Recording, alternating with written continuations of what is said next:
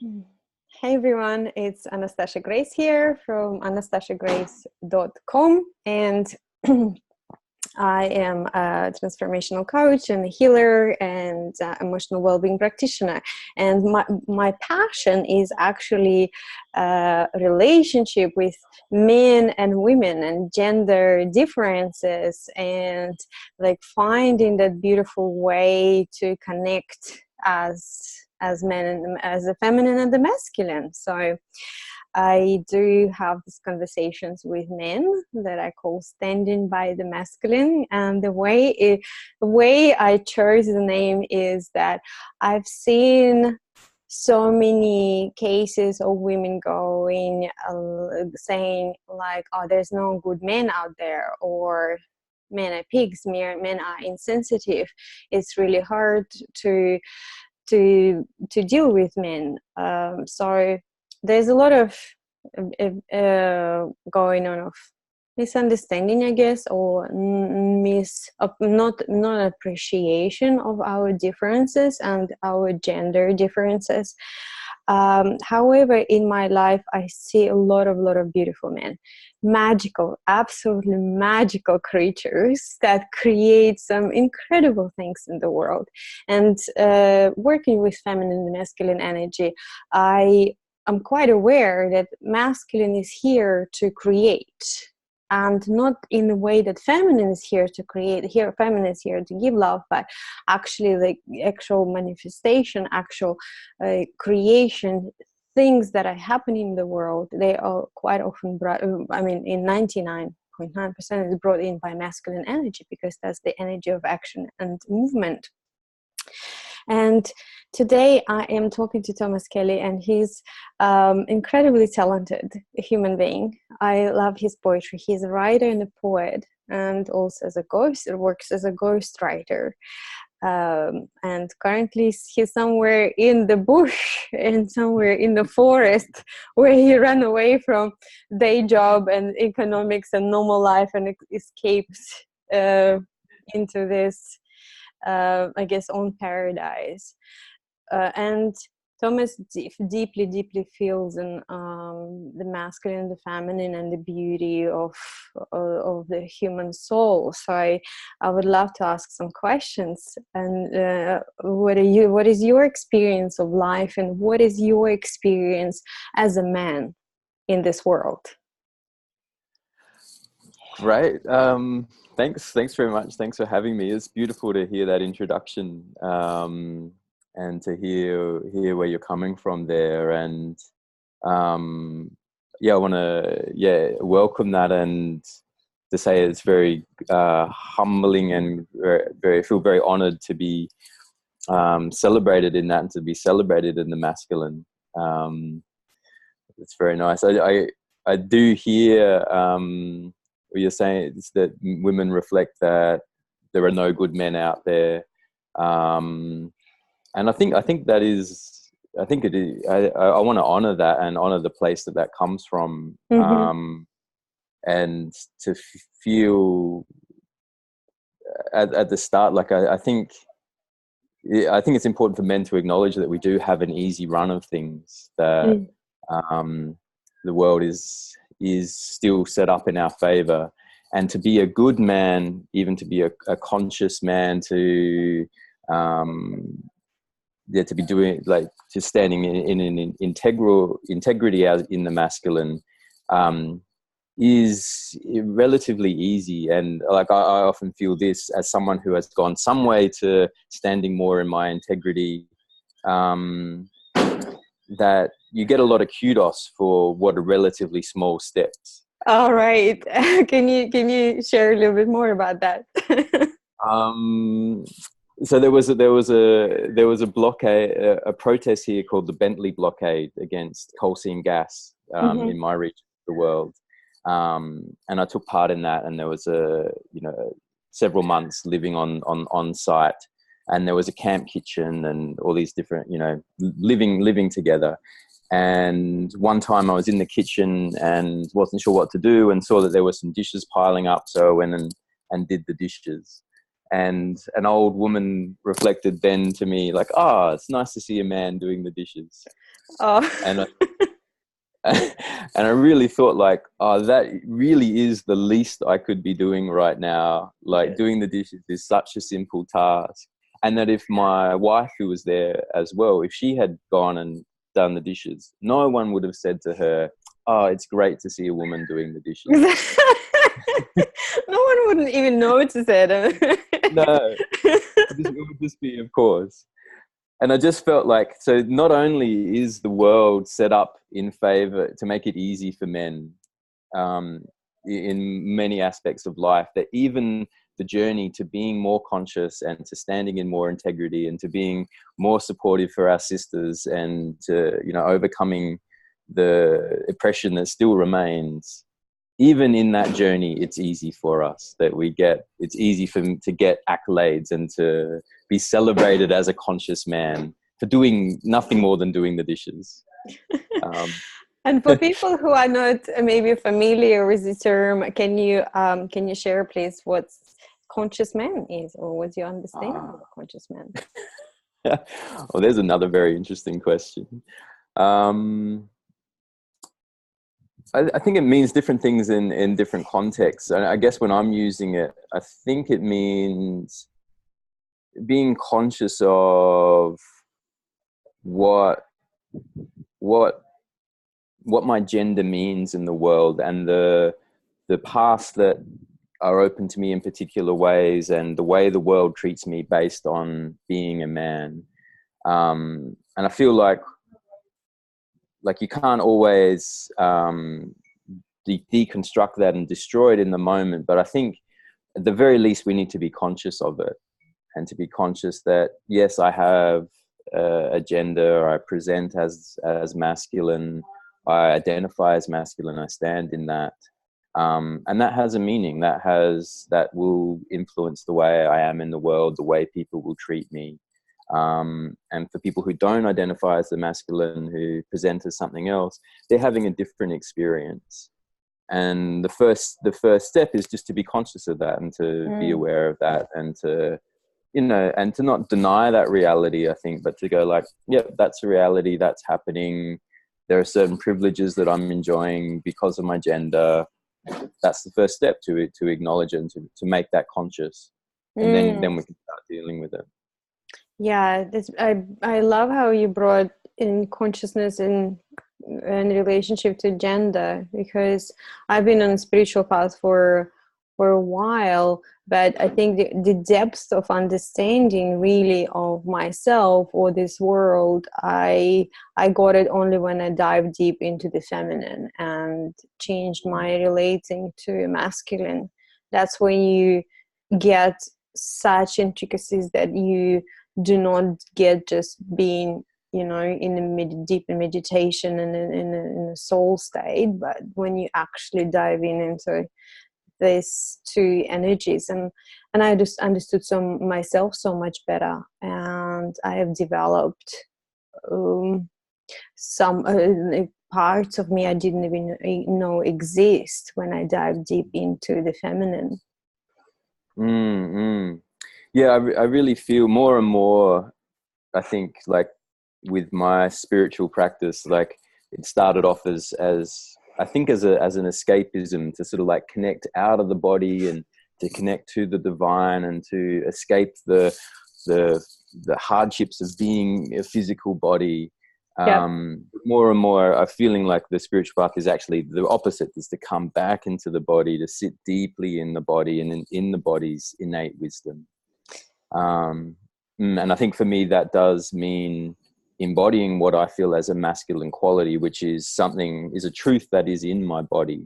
And to acknowledge that, and to you know, be conscious of what that means with my relationship to the world, but to be conscious that is my reality, that is something that is in this body, and is an energy that's interesting to be with.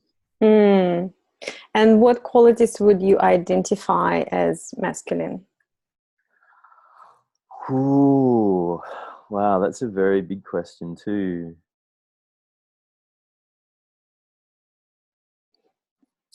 I guess, yeah, I guess I want to not say any absolutes, and I feel like the masculine, it's an energy that is uniquely personal, that each person has to tap that, and it will mean different things for different people. So I don't want to be saying that masculine is this and it means the same thing for every person. So just to speak just purely about my personal experience of it, I think, well, I think I like what you were saying at the start about kind of taking a shape. So like dance is one of my practices, and there are times when I'm in my dance where I feel quite feminine as opposed to masculine.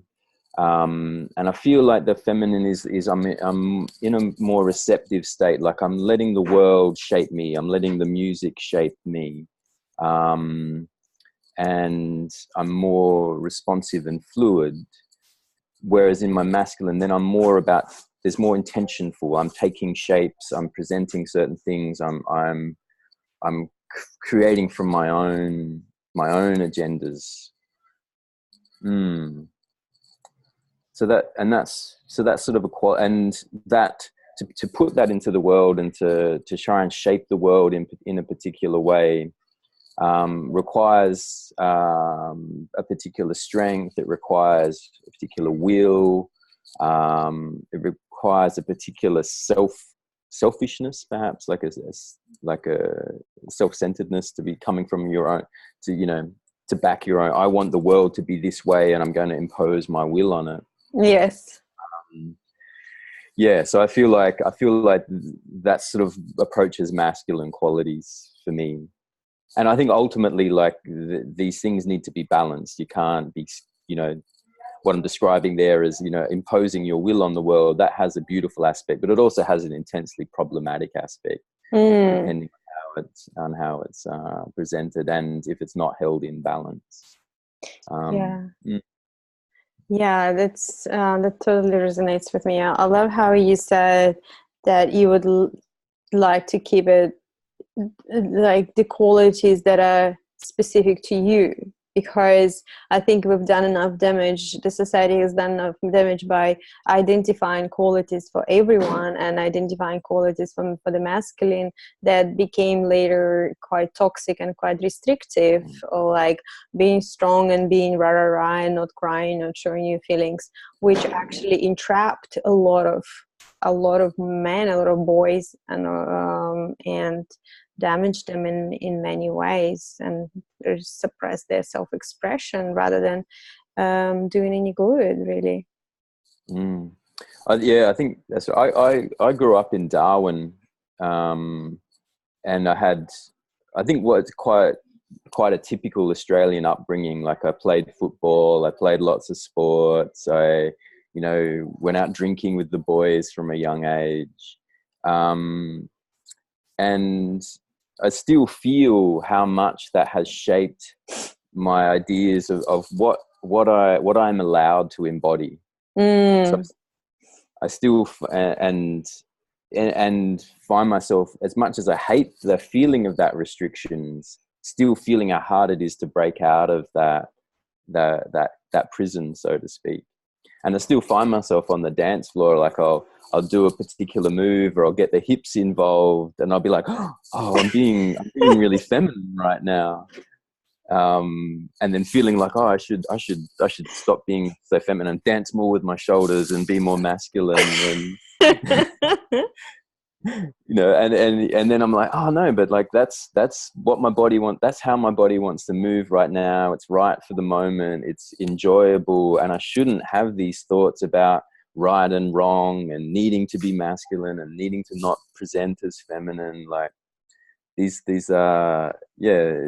stories that can hold you back. And I think, as maybe I was saying, like, to what spiritual path for me now is embodying with, becoming fully embodied and connecting with my body's truth, whatever that is in the moment. Beautiful. My next question would be, what do you respect about other men? Ah,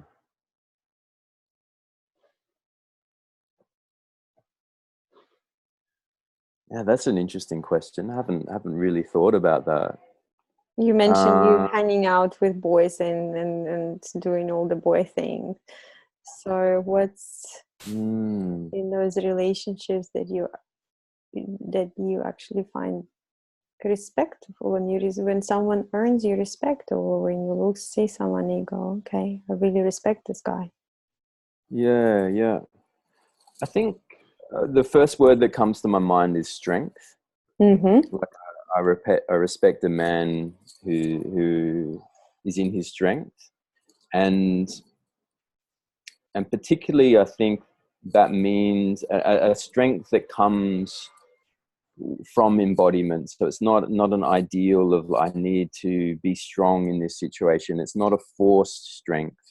It's not a I need people to know that I'm strong, and I'll go to the gym and buff up so everyone knows I'm strong. It's not that. It's a strength that comes from knowing who you are, and knowing where you're in your integrity and when you're not, and knowing what you believe in, and having a willingness to stand up for what you believe in and say, oh, this is what is right for me, and this is what I want to see, and this is what I'm offering. And I really enjoy that. I really enjoy seeing a man in that strength. Mm-hmm. um even if I might not agree with them or where they're coming from, like I enjoy seeing a man who is willing to take a stand for something. I find that really beautiful. I find the masculine taking a stand for what it believes in really beautiful. Mm. Sounds so fucking sexy as well. I don't know, it's just me or what. Yeah. Um, I think so. I think that's a healthy. I think it's a healthy response, and I think it is attractive. I think, and it's I'm attracted to it, and I think when it's coming from that space, when it's deeply embodied, like the sexual energy is moving, and mm. when strength it combines with that deep embodied sexual energy, it is really beautiful. Nice, absolutely nice. Yeah, I enjoy a lot of working. I work a lot with archetypes, and I love this work. And these qualities that you're mentioning, they are the qualities of the king. When a man has gone through his maturity stages, and then when he arrives to his inner solidness and his values and the sense of self and what I stand for, this and then it's also integrated with the warrior energy, and it's just absolutely beautiful and magical. um yeah, unfortunately quite often we see those strong energies that are more put into like aggression or defensiveness rather than holding the stand. However, for me in my life, I see men as protectors, as providers, as those beautiful energy that can hold the space for me and to be that foundation. And even if like I'm going everywhere, all over the place with my feminine, I know masculine holds me in that, and I feel very grateful for this ability of the masculine to do that. Yeah. Mm, mm. Yeah, beautiful. Yeah, and I think if women don't stop seeing it as kind of like domination or rigidness, but rather than just as a quality that the masculine is capable of, and appreciating and utilizing when it's necessary, then it will be more harmony. Mm, Um, yeah, we still find a lot of like disharmony between us in the, mm. and speaking of the harmony, what are your strategies? How do you find that harmony or the dance of the masculine and feminine in your relationships? Mm. Yeah, really interesting what you're saying there, I think. And I have a daughter who's now 4.5, and I find myself really enjoying taking the father role and embodying the father archetype for her, which I find is a particularly beautiful aspect of the masculine, and really is that holding a container for her to be fluid and free and creative. And she's a wonderful, magical little being and she loves dancing and she's really expressive. And I love giving her a container for that, to sort of, when she's sort of going into crossing a line into territory that's not okay, that there's a strong hand that goes, no, okay, we're just bring you back to where it's okay. And and so that holding the container for her to be free in, I find is a really beautiful a beautiful thing that I'm experiencing and embodying, and I see how much she thrives in that safe container, and then she finds that free. And I think it's where the masculine has gone wrong so much in society, is that we've held that space but then tried to control the dance within it. So it's like I'm defining the boundaries, but then I also want the feminine to be this particular way, and I want it to do these things and look a certain way and behave a certain way, and to really control the dance within the container. And I think that's where we've gone wrong, where the masculine has become toxic. Yes, almost instead of like providing the safety for the feminine, providing safety for themselves by controlling the feminine, just forgetting that moment that's not the job. The job is to keep the feminine safe. But I guess that seeking that certainty, okay, I want it to be this way, so it's all certain, predictable, and I'm safe. Yeah, that's right. The masculine does. I think fear is one of the great challenges for men and for the masculine, and particularly, and I think we really suffer from the erosion of our culture over the past 1,000 odd years for speaking as a white person. With an Anglo background. Like, it was really interesting. I was at Stradbroke Island, and the local mob there presented something at the Island Elements Festival, and the local songman was saying that in their culture they say that men are shaped by culture and women are shaped by country. And I found that a really interesting kind of way to think about it. And I think like, I personally feel like I really suffer from having a culture that tells me where I'm right, where I'm in my integrity, and when I'm not. That I'm not sure of my place in the world. I don't know when I'm doing the right thing, and I don't know when my will is aligned with the greater will. And so that creates all this uncertainty, and in that uncertainty is a lot of fear. And out of that fear comes a desire to lock down the world and go, okay, I need it to be like this and I need it to be like that. And then we project that onto the feminine because we have that capacity to control the feminine. We've set the world up that way. Dealing with our own sense of not knowing where we are and where we're supposed to be, controlling everything around us, and in that controlling the women around us. And it's a real shame. I think a lot of tragedy has come from that. And so I'd love to see, and I think we are, seeing the first seedlings of a new culture that helps us understand that when we are in our integrity, and and then coming into our strength, and that enables us to relax more around the women in our lives and to give them more freedom and more space. And that makes me hopeful. Yeah, That's beautiful. And I absolutely agree in regards to like, fears and survival. Survival gets not the best of us. And for like, for example, the Buddhist way is to surrender and just let go. How hard it is for the masculine to surrender in that uncertainty or unknowing. Mm. How do you find it for yourself?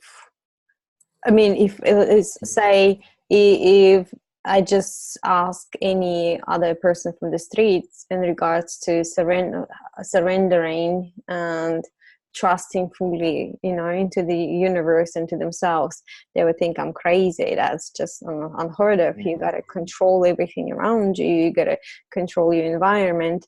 But the only way out of it is actually let go of the grip. And like as myself, I have been journeying with this for quite a while. Sometimes more successfully than other times. But for the feminine, I feel when I drove into the feminine, for me, it's a bit easier to surrender because it just feels more natural, because that's one of the qualities of the feminine is receptivity, openness, and surrender, like opening my body, making my body soft, making my tummy soft, and just opening up. That's one of my qualities. And how does it feel for the masculine to access that deep surrender and trust when the world around you is uncertain? Yeah, I think that's really interesting. And I definitely feel that, and I feel that I've become slowly more able to embody that state of surrender as I've become more confident about my masculine, like to feel like it's embodied truth, and to feel the masculine as something that is as a quality that emerges from me rather than an ideal that I have to try and live up to. And I think when you hold that ideal, like you feel yourself dropping into a more feminine and receptive space, and that part of you goes, no, you're living up to this ideal, you need to be strong, and you pull yourself out of that. Where and I feel like for a long time in my life, I've had that response. I've become fluid and receptive and a bit feminine, and I've kind of like, oh no, I need to be more masculine now, and that's been a blockage for me. But I think now I'm coming more into a space where I have a confidence in the masculine that is within me, and an ownership over that, and feel like, oh no, this is my truth. And if I go into a feminine space for a while, that doesn't matter. Like, I'll come back to this masculine. It doesn't, or even if I disappear into the feminine forever, that's also fine. Like, that's my body's truth. That's my body's truth. Yeah. So I feel I can allow it. It's so letting go of this ideal that you need to live up to. I think is a challenge for men today. Mm. Mm. And tell me, what do you want to be appreciated for?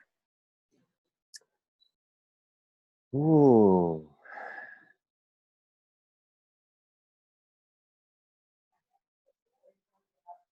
Wow. It's, it's a tricky question. That's a big question, yeah. Yeah. I haven't kind of thought about it. I feel like I'd like to be appreciated for that role I was describing before about holding a container to create freedom that someone can enjoy. And I was saying I hold that for my daughter, but I also aspire to hold that for my wife. Yeah. And that's, I feel like one of the ways I love, that how I express love. And yeah, it's interesting, like, not to go too much into it, but these different languages of love. Yeah. And so for me, that holding of a container, holding of a space where someone can express themselves and they feel safe to embody and to express and to be who they are, that's how I define love, and that's how I express love. And I'm really crap at expressing love as nurturing. So there's something I'm conscious of and working with, that I'm crap at, like cooking for someone, or for looking after someone, or for like cuddling and nurturing. That's not my language of love. That's not how I instinctively express love. Let me guess, your language of love is words of affirmations. Much more so, yeah. If you're a poet, I mean, I think it should come naturally.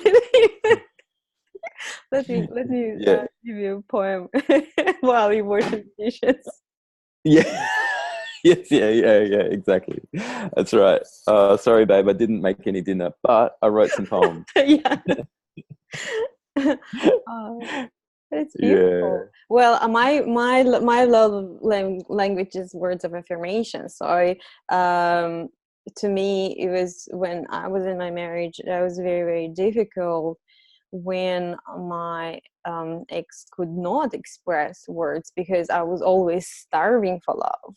It was just, he would give gifts and do stuff and be always helpful, but I didn't read it as love. I was always kind of in a state of underloved person, because he was not able to express. So that's the tragedy as well, that we have different languages. Yeah. That this is something that the becoming aware of these languages of love, that there are these differences, has become a really useful tool for my wife and I. That realizing that we have very different languages of love, and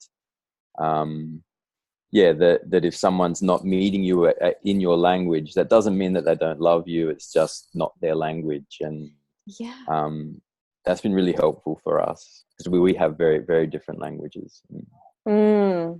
Yeah, being aware is, you gotta keep your love cup full. And I'm curious, how did you, how was your transition through the years, like comparing yourself when you were 20 as experiencing yourself as a man, or relating to the world as a man in your 20s and your 30s, when you're progressing in your stages of awareness? How do you look back at it now and see it?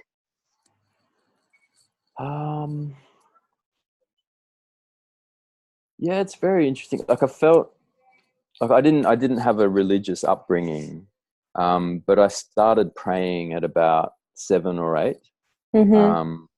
Just felt like that was the right thing to do, and had an interest in the divine from that time. So it's always been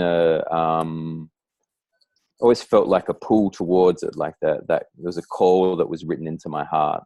And then really feeling like the work where it's been productive has been to let go of all the ideals that I've put around what the spiritual connection should be, what prayer should be, what a man should be, all these shoulds. Yes. Letting go of all of that, and coming more into the authenticity of it all. And I can't say, tracking through my life, I feel like it's tracking that journey. It's tracking all the things that I thought the way the world should be, the way spirit should be, the way I should be, letting go of all those preconceptions and being okay with what is. And I feel like, that's been my journey, and that's sort of where I'm at. And I really enjoy where I'm at now, I think, because I feel like I'm much more able to hold that. I'm much more able to meet the world for what it is, rather than what I need it to be. And how do you get your spiritual nourishment? Like, what's the place that you go to top up yourself and connect to your spirit? I'm a big fan of prayer. I really enjoy prayer, and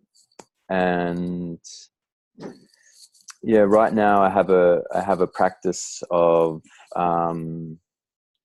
bowing and pressing my head against the earth, and I really feel at the moment that the earth is my gatekeeper to spirit.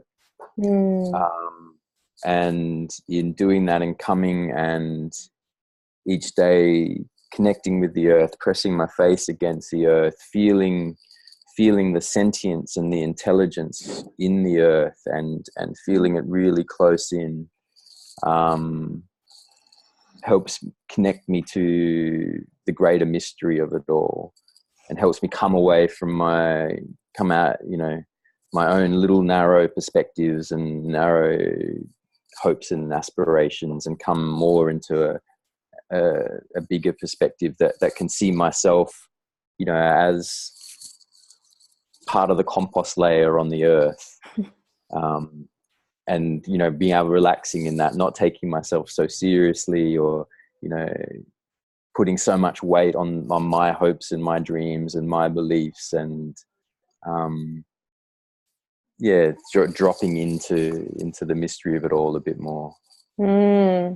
Something came up for me when you were sharing is, a year ago I was on my vision quest, and I'm going again at the end of this month. So vision quest, for those who don't know, is when you go away into isolation for days with no food and no water, and just sitting in the on top of the hill, basically, just with a little tarp and maybe a blanket if you're lucky. And those 4 days were just incredible. That connection with earth, with Mother Earth, and I just kept receiving. And what the main thing came out of when I came down from the hill is that the strong understanding, a sense that earth loves her sons so much, that the Mother Earth, as this feminine, divine, incredible feminine energy, she loves her sons, even though there's this history of this misunderstandings and a big mess up with the feminine and the masculine and destructions, but she loves the masculine so much. Like, the masculine is born out of the feminine. She holds the space for the masculine to be born out of her, and oh my God, she loves it. So that connection, when you connect back to the source, is the feminine, is beautiful. It's incredible. I really feel that, like, it's an affirmation I try to hold, that to feel all energy coming through the earth, that everything that I am, every shape that I'm able to hold, comes through the earth and through the energy of the earth. And it's really interesting. Like, I sometimes feel like we're at a stage. It's a bit like this phenomenon of the son and the mother. And as the son moves into its teenage years, and then starts to feel a need to assert its own independence, but is still dependent on the mother, and it creates this conflict within the teenage boy, that it's like, I want to be independent, and I want to be strong, and I want to be this and that. But I still really need mum, and I can't deal with the fact that I'm still really needy and I'm still dependent on my mother, and I hate my mother and I hate myself. It gets really.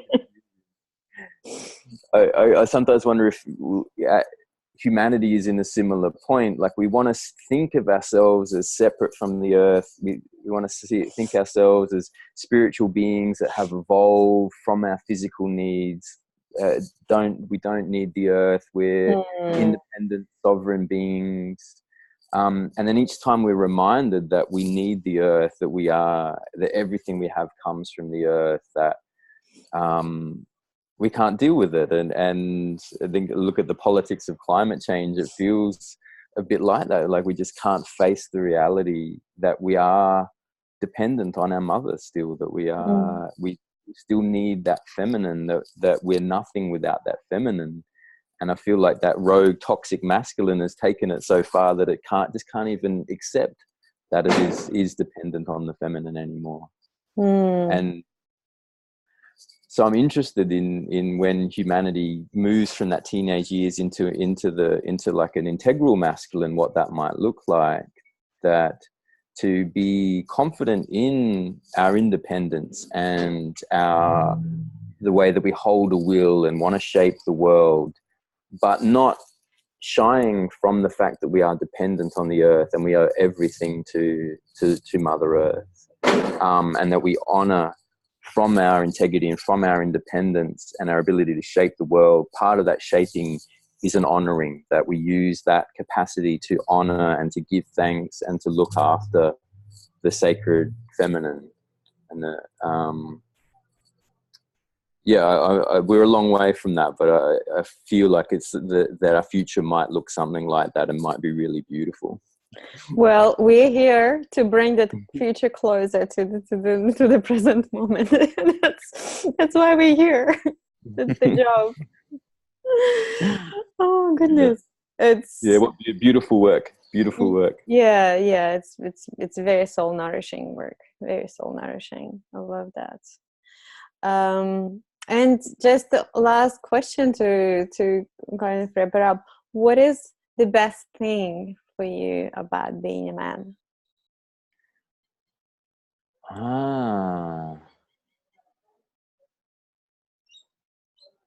I think, I mean, it's an interesting question because I don't know what it means to be a woman. So I'm not sure what I'm missing out on. No. The question is not what you're missing out. What do you enjoy the most about being a man?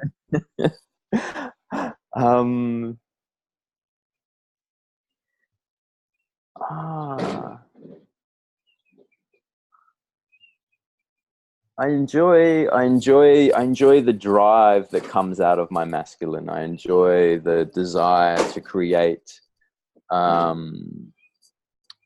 enjoy that expression of will and expression of self into the great weave, that this injecting of myself, like this is what I am and this is what I have to offer. I really enjoy that. And maybe I'm talking more from the masculine, like I really enjoy that part of the masculine, because I know that many women I see doing that and probably enjoy it in the same way that I enjoy it. Yeah, well, when I step into my masculine and I get that energy, I love that. I love that. It's not my natural state, or I can't go on for a long time, but I definitely love the thrill and the drive and just the certainty that you get inside, that you can like get through anything. Yeah. It's this almost like a complete ignorance of what you don't know, or what you don't, to think as a little human with my little perspective that I have any idea what the world needs or what I should be offering into the world is incredibly arrogant, and hilariously arrogant. And it's kind of the masculine's role to be able to hold that hilarious arrogance without shying away from it. And I think it's beautiful when you are able to come with that humility. And I feel like it needs to be grounded in humility, and to go, this is what I want to offer the world. And I have no idea if this is right. I have no idea if this is what the world wants. I have no idea if it will go well, if the world's going to laugh in my face and destroy all my plans. So I'm going to be okay with that. But still, I offer. Still, I give, I present, and I offer to the world. That's beautiful. like the main quality of the masculine is that penetrative energy, the energy that penetrates. And I think the best insights I had into that state in one of those, and I'm just probably like gonna blow up some people's brains here, but when I was in one of those conscious sexuality workshops, and we need to feel our energetic cock, just getting into the masculine and feeling the sense of, and penetrate a woman with your energetic cock. So here I am, a woman, trying to like penetrating another woman energetically, and I was just and it's scary, and I was like, how guys do this? Because you are just about like, I don't know if I'm gonna do something wrong, I don't know if I'm gonna hurt her or give her pleasure, not give her pleasure, I don't know what the hell I'm doing. I'm kind of like penetrating someone here. And I had such a huge respect for men to actually being able to do it with a great certainty, they just go for it. Yeah. I mean, I think that is one of the blessings that we have, or that capacity comes from this profound, this ability to be unaware of our ignorance and to just be so driven by the need to, to offer and to penetrate, that we just don't think about it. We're just going for it. And yeah, for me, like, I feel like where it's beautiful, or is when you've given up your egoic ideas of how it should be, and you're coming from your body, and if your body's saying, in the love making, okay, now it's time to penetrate the woman and share the energy that way, that you're following that, and you're following it from your body, and you sort of get out the way, and and I find the act of love making is best when there's no mind involved. You're not like trying to think, oh, am I going too fast or am I going too slow? You're following your body's rhythm and your body's truth in that moment. And I feel that, and it's also where the masculine sexuality becomes very toxic, is when we introduce these egoic layers, and it's a bit like, oh no, I'm going to be on top because I'm the man, and I'm going to make love this way because that means I'm more of a man. And we use the act of love making to tell stories about ourselves, being macho or this or that. And you look at porn and how messed up porn is these days, because it's not about love making. It's about telling stories about being the man, being in charge, coming from that insecurity and meeting that insecurity by telling these stories. And it's really toxic and horrible. And the tragedy is for men is that we lose that when we're in that space of telling stories. We're not coming from our body and the deep beauty that there is in love making when you are just in the body, and when you're following the body's truth into an authentic pleasure. It's such a beautiful thing. And it's such a shame that as men, we've become so caught up on that stories and telling the stories that we're disconnected from the authentic beauty and our authentic pleasure. And we've pulled women into that confusion as well. Yeah. And women didn't kind of connected to their strengths and power to say no, like that's where it stops. That's another responsibility of a woman too, because women are incredibly powerful and they set the standards. That's the thing. So what standards are you setting for yourself? Yeah, that's incredible. And the thing is, so many men don't even know that the other way exists. Sorry, they see kind of the domination or the aggression and pushing through way, and they haven't been exposed to any other ways yet. Yeah, because once you discover, rarely who goes back. I haven't seen a single person who connects to their body, connects to their energy, connects to their heart, connects to everything, to the earth, and then goes like, no, I'm just gonna get unconscious back, and I'm just gonna be like completely closed and a dick. And I've never seen that happening. Yeah, that's true. Yeah, it's definitely, yeah, that's right. Yeah, it's definitely better, and it is beautiful. It has its own appeal. It has its own pull. Like we don't have to force it. And I think for people like yourself who are taking on these teachership roles, which are so important, you know, the work isn't about pushing people towards something. It's about helping them see the beauty that is calling them. Yeah, definitely. Well, thank you so much. It's been absolutely incredible, as usual, to get into the head of another man and to discover and to see the world from their perspective and through their eyes. And yeah, it's a little bit of this internal beauty. Yeah, beautiful. Yeah, it's beautiful to share in this context that I'm part of I have a men's group, and we do some sharing with each other, but it's really interesting to cross the bridge, so to speak, to help sort of promote a dialogue between the genders. So really beautiful work. Yeah, definitely. Women's circles and men's circles are beautiful ways to, get back to ourselves and become comfortable in those sharing circles. I think the next stage is also for us coming together and having this open-hearted conversations and sharing some appreciation as well. The appreciations, the beauty of each other's differences. Yeah. Thank you so much. Great. No, thank you.